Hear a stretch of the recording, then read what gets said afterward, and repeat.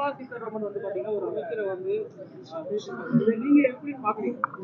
நிர்மலா சீதாராமன் உதயநிதி ஸ்டாலின் அமைச்சரை பத்தி வந்து இந்த மாதிரி வந்து ஒரு முறையில பேசுறாங்க, அதை நீங்க எப்படி நாகரிகம் முக்கியம், ரொம்ப முக்கியம். இல்ல, எனக்கு ஒண்ணு அது அவங்க சொன்னது அநாகரிகமான வார்த்தைகளா எனக்கு தெரியல. உதயாநிதி சொன்னதற்கு தான் அவங்க பதில் சொல்லியிருக்காங்க. இன்னைக்கு விளையாட்டுத்துறை அமைச்சராக உதயாநிதி அவர்கள் இருக்காங்க. இன்னைக்கு ஒரு மிகப்பெரிய முக்கியமான பொறுப்புல இருக்காரு, முக்கிய பதவியில இருக்காரு, முக்கிய கட்சியில இருக்காரு. கலைஞரின் பேரன் ஸ்டாலின் அவர்களுடைய மகன் இன்னைக்கு விளையாட்டுத்துறை அமைச்சர். மிகப்பெரிய ஒரு பொறுப்பு அவருக்கு இருக்கு. ஒரு வார்த்தையை நாம் பேசுவதற்கு முன் யோசிக்கணும். அந்த வார்த்தை நம் வாயை விட்டு வெளியே வந்துட்டு அந்த வார்த்தை நமக்கு எஜமான ஆயிடும். அதனால அவருடைய ஏஜுக்கு அவர் யூஸ் பண்ற வேர்ட்ஸ் எல்லாரும், நாட் ஓன்லி நிர்மலா சீதாராமன், எல்லாருமே இதை வந்து கண்டிக்கக்கூடிய ஒரு நிலையில தான் இருக்கு. ஏன்னா வரியை பத்தி சொல்றாரு அவர். உங்க அப்பா வீட்டு காசு ஒண்ணும் இல்ல, மக்கள் வரி பணத்தை தான் நாங்க கேட்கிறோம் அப்படின்றத அங்க வந்து சர்ச்சை. அப்படி பார்த்தா இன்னைக்கு தமிழ்நாட்டுல நடக்கின்ற எல்லா விஷயங்களும் இன்னைக்கு அத்தனையும் கலைஞர் பேர்ல தான் இருக்கு. கலைஞருக்கு பேனா வைக்கணுங்கிறாங்க. எத்தனையோ கலைஞருடைய திட்டங்கள் எல்லாமே மக்கள் வரிப்பணத்துல செய்யப்பட்ட ஒரு விஷயங்கள் தான். அதனால நீங்களே அந்த பொறுப்புல இருந்துகிட்டு பொறுப்பு இல்லாமல் பேசுவதை உதயாநிதி அவர்கள் தவிர்த்தால் நல்லது என்பதை மட்டும் இந்த நேரத்துல நான் சொல்ல கடமைப்பட்டிருக்கேன்.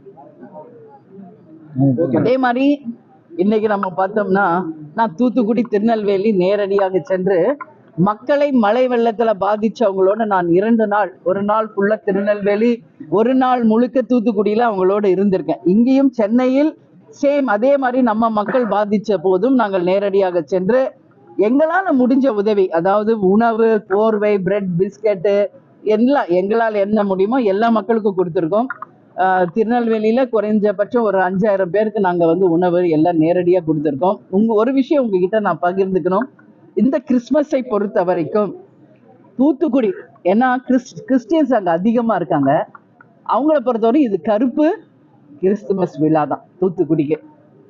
ஏன்னா அந்த அளவு லிட்டரலா டோட்டலா பாதிக்கப்பட்டிருக்கு தூத்துக்குடி. நேத்து நான் பார்த்தேன், நம்மளுடைய தலைமைச் செயலாளர் சொல்றாரு எல்லா பணிகளும் முடிஞ்சிருச்சு, இனி நிவாரணம் செய்வாங்க ஒன்றும் இல்லைன்றார். ஆனா உண்மையில அது தவறான ஒரு விஷயம். இன்னைக்கும் நான் உங்க முன்னாடி சொல்றேன், நான் நேரடியாக களத்துல இருந்ததுனால சொல்றேன், ஸ்ரீ வைகுண்டம் அப்படின்ற ஒரு தொகுதி இன்றைக்கும் ஒரு தனி தீவாக ஆக்கப்பட்டிருக்கிறது. இன்றைக்கும் அதை போய் தொடர்பு கொள்ள முடியாது, தீவாக மாறிடுச்சு. இன்னைக்கும் அந்த மக்கள் வந்து போக்குவரத்துல எந்த உதவி இல்லை, சாப்பாடு, துணிமணி எல்லாத்தையுமே இழந்து இன்னைக்கு நிர்கதியா நிற்கின்ற ஒரு நிலைமையை நான் பார்த்தேன். அதனால முதலமைச்சர் அவர்கள் 6000 ரூபாய் அறிவிச்சிருக்காரு. உறுதியா நான் சொல்றேன், அது எந்த விஷயத்துமே பத்தாது. அதனாலதான் நான் தூத்துக்குடியில இருந்தப்பே சொன்னேன், குறைந்தபட்சம் தூத்துக்குடி மக்களுக்கு ஒரு குடும்பத்திற்கு 1,00,000 ரூபாய் நிவாரண தொகை தமிழக அரசு அறிவிக்க வேண்டும். பாதிக்கப்பட்ட விவசாயிகள் அத்தனை பேருக்கும் அந்த விவசாயத்துல அழிந்த அந்த விவசாய நிலத்தை அவங்க அழிஞ்ச எல்லாமே, வாழைத்தோப்பு, தென்னந்தோப்பு எல்லாமே இழந்திருக்காங்க. அவங்களுக்கு தொகையை நிச்சயம் தரணும். பிள்ளைகள் நிறைய பாதிச்சிருக்காங்க. அதனால களத்துல வந்து இன்னைக்கு ஆளும் கட்சியை நான் எங்கேயுமே பார்க்கல. உறுதியா அவங்க கிட்ட சொல்றேன், மக்கள் கடும் கோபத்துல இருக்காங்க. யாருமே இன்னைக்கு வரைக்கும் எங்களை வந்து சந்திக்கவில்லை என்பதை எங்க போனாலும் என்னால கேட்க முடிஞ்சது. அந்த அளவு கடும் கோபத்துல மக்கள் இருக்காங்க. வாக்கு வாங்குறது மட்டும், தேர்தல்ல ஜெயிக்கிறது மட்டும் வந்து ஆளும் கட்சியினுடைய வேலை இல்லை.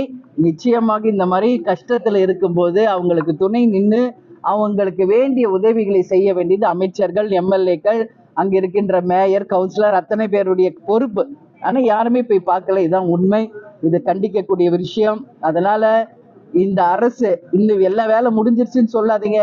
அங்க எங்களுடைய கட்சியின் எல்லாரும் இன்னைக்கு களத்துல இறங்கி இன்னைக்கும் வீடு வீடா போய் எல்லா பொருட்களையும் கொடுத்துட்டு இருக்காங்க. உங்ககிட்ட சொல்றேன், நிறைய கிராமங்கள் தண்ணீர்ல மூழ்கி கிராமங்களே இல்லாத ஒரு நிலைமை ஏற்பட்டிருக்கு.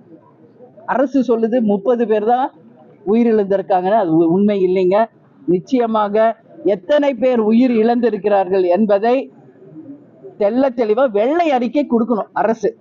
நிறைய உயிர் சேதம் நடந்திருக்கு, நிறைய உடைமைகளை மக்கள் இழந்திருக்காங்க, கோடிக்கணக்கான ரூபாயை வியாபாரிகள் இழந்திருக்காங்க, விவசாயம் முற்றிலும் அழிந்து போயிருக்கிறது.